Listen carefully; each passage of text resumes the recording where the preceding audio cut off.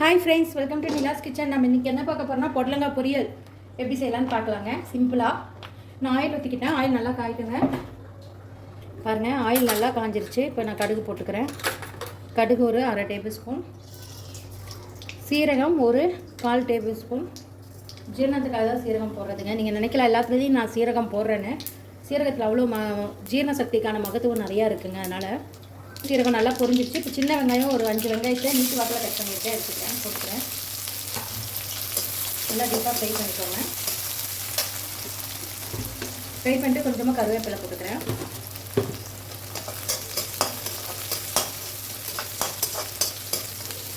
நல்லா ஃப்ரை ஆகுதுங்க.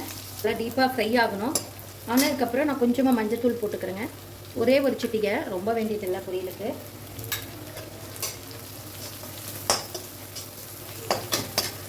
இப்போது நான் எடுத்து வச்சுருக்க பொடலங்காயை போட்டுக்கிறேங்க. ஒரு 2 நிமிஷம் இந்த ஆயிலில் வதங்கிட்ட பொடலங்காங்க. அதுக்கப்புறம் மசாலா ஆட் பண்ணிக்கலாம்.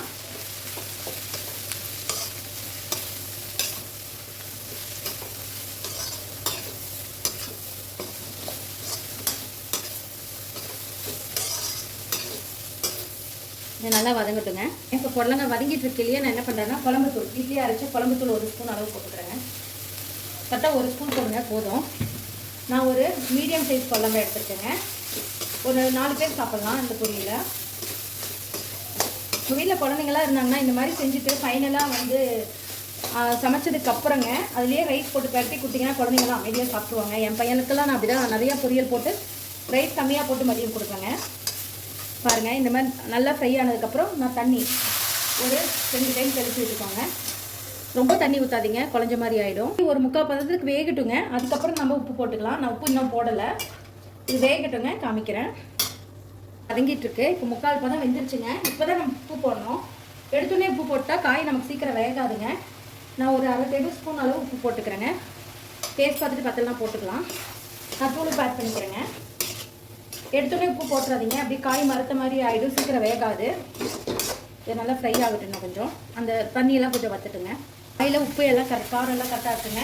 இப்போ நான் தேங்காய் துருவலுக்கு ஒரு 2 ஸ்பூன் அளவு தான் எடுத்துருக்கேன். நிறையா போட மாட்டேன் எப்போவுமே. இந்த தேங்காய் புளி இதெல்லாம் அதிகமாக யூஸ் பண்ண மாட்டேங்க. நான் லைட்டாக அந்த காய் டேஸ்ட்டுக்காக தேங்காய் பூ கொஞ்சம் போட்டுக்கிறேன்.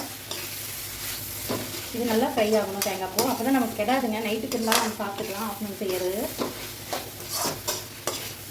நல்லா வதக்கலாம்.